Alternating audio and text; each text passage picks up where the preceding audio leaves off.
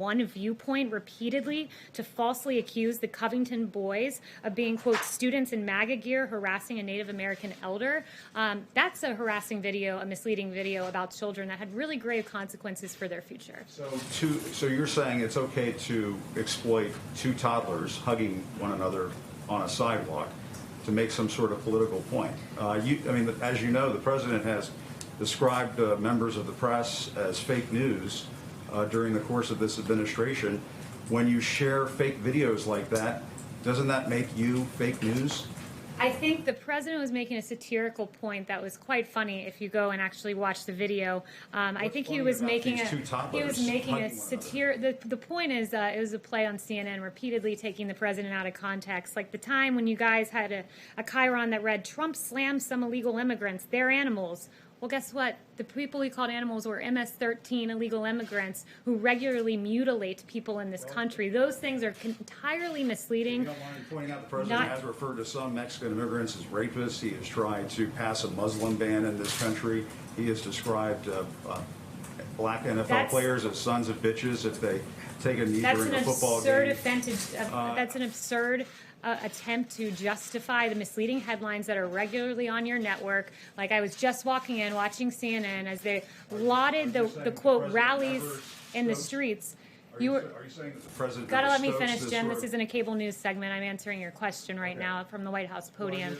When I walk out of here, when I walk out here, Jim, and I see on your network celebratory headlines about the rallies and the protests outside, and you actually said protests and rallies. So in light of a protest, if these gatherings happen in light of a protest or a rally, as you say, that rally is to be condoned, but not the president's rally. I mean, it's appalling. You have one person on your network saying that this is a celebration in the streets, a carnival-like atmosphere. There's a guy with a sign that says free hugs. It's beautiful what's happening in the streets. There is music. People are hugging. You celebrate hugging in the context of a protest, but in a Trump rally where we celebrate historic low African-American unemployment, criminal justice reform, HBCUs, that rally is not allowed because guess what, Jim? It doesn't fit the ideological agenda of CNN. Peter Alexander. Let me ask if I can, Kayleigh, why does the president keep hiring people who are dumb as a rock, overrated, way over their heads, wacko, and incompetent? So the president makes hiring decisions based on the fact that he likes to have countervailing viewpoints. I spoke to him this morning about the hiring of John Bolton in particular, and he said, I like to counterbalance my own opinion with individuals that oftentimes have the very opposite opinion of my own. He likes the model of having a team of rivals, like what we saw in President Lincoln's administration. I've been a part of that. I often see rigorous debate, and the president uses his gut and makes the best decision as to how to move forward. So that's what goes into his hiring practices, and I think the team of rivals with President Lincoln worked quite well. There's obviously value in hiring a team of rivals. It's worked well in the past, but then if you're going to hire rivals, why hire rivals who are dumb as a rock, overrated, way over their heads, wacko, and incompetent? How does that help? Well, sometimes those rivals prove those labels to be true, and that's particularly true in the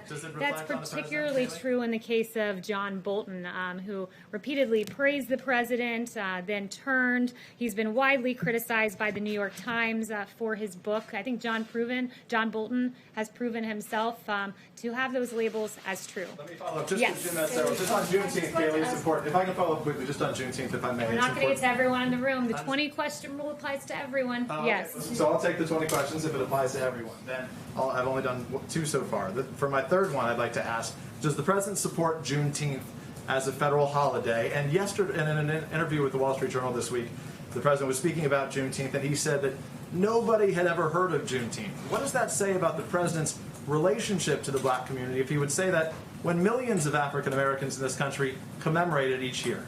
Well, look, what I would say is this president's routinely commemorated Juneteenth. The president, what he said is... Did you say you learned about it this week? No, he did not say that. As Secretary Carson emphasized, I talked to the president about the Juneteenth event. I was pleasantly surprised about how much he knew about it, the whole history of it.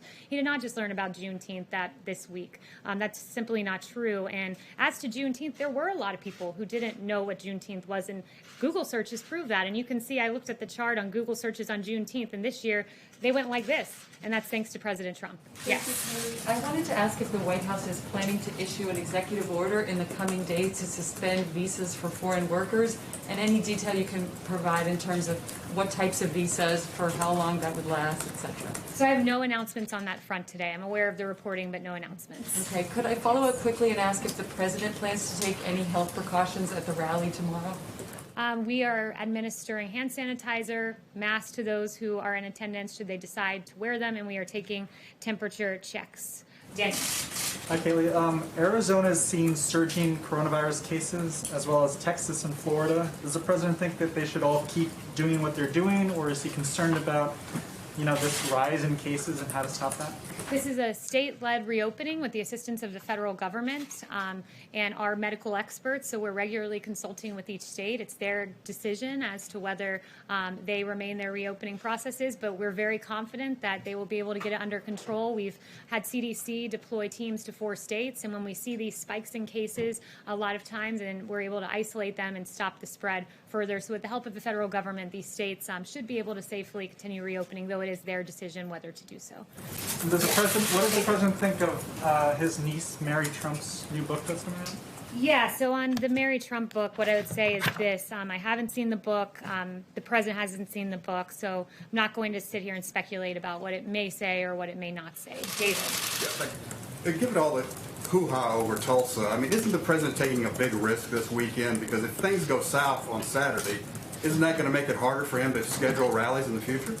Look, I think that we are confident that we can operate safely in Tulsa. As I noted at the beginning of this, Governor Stitt said under 200 people are in hospitals across Oklahoma.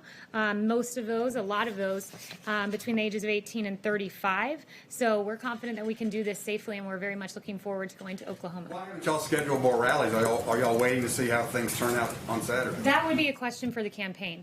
Yes. Yes, thank you, Kayleigh. 2 quick questions. In an interview on NPR on Tuesday, Dr. Fauci said he hasn't spoken to the president in, quote, 2 weeks. Why have they gone so long without talking, and is this still a priority for the president, the virus? Absolutely, it's still a priority. It's why the task force meets regularly.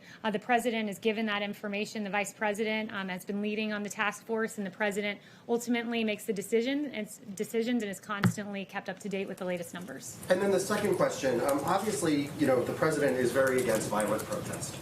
He's spoken out specifically against anti-fascists who've been responsible for some of this violence. But in terms of his personal ideology, is the president an anti-fascist? The president is absolutely anti-fascist. What he's against also is lawlessness.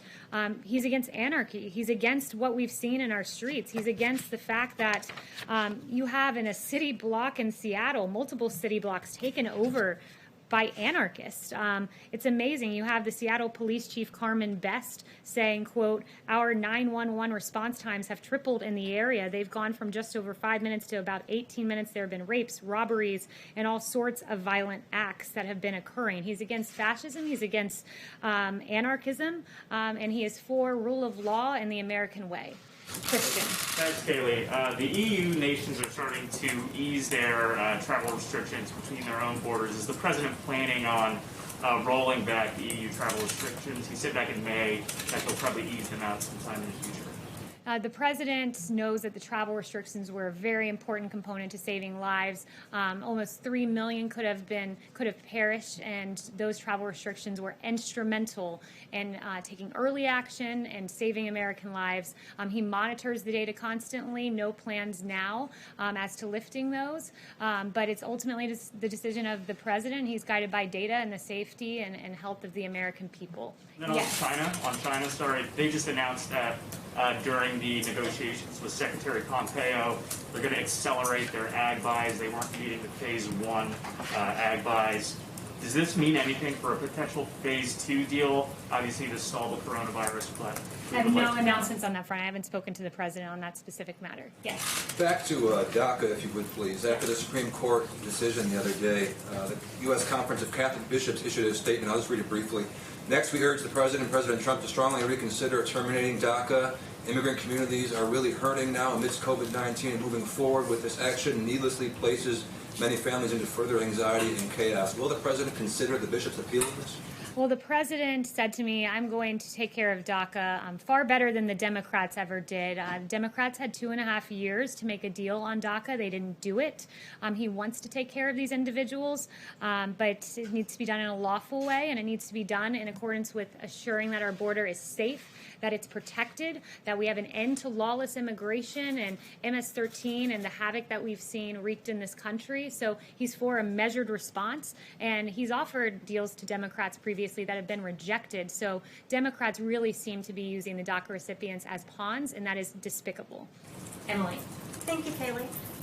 Given that the campaign had attendees of the rally on Saturday sign a waiver to indemnify the campaign if they should get sick with the coronavirus, would the president consider starting or contributing to a fund for the sick or the bereaved if we see a spike in cases come out of the rally Saturday? I think that's a hypothetical, and that's a speculative question. Yes. Thank you, Kayleigh. Looking towards the election, we know that the Biden campaign is pushing back on adding any additional debates to the schedule. How many debates would the president be willing to participate in? Yeah, so the president talked about this yesterday. The president is happy to debate when given the opportunity. Right now there are 3 debates, and he's happy with that, but certainly if others were proposed, he'd be willing to look at them. And he very much looks forward to those debates. One thing I would note, and I think it's just very important, especially as we go into the weekend and we begin to look at some of the news coverage out there, is that I would encourage all of you to cover the protest in the same way that you covered the rally goers. It's really quite something when you look at this extraordinary video by Media Research Center and Newsbusters, where you have multiple hosts on MSNBC, CNN, and CBS boasting about the, quote, massive crowd. I mean massive. Tens of thousands of people, thousands and thousands, up to 200,000 people, they exuberantly exclaim. But then they have grave concerns about the size of the Trump rallies. You have MSNBC contributors saying social justice over social distancing. But when the president looks to celebrate the accomplishments for minority and communities in this country, our rallies are derided as breeding grounds for coronavirus, while Lawrence O'Donnell celebrates arm-in-arm protests. So I really think that we should have internal consistency here in the way we cover large crowds. We should be guided by science, not cherry-picking science, as I see all too often on the airwaves, especially from CNN. Stay safe. Happy Father's Day to all. Thank you. And healthy.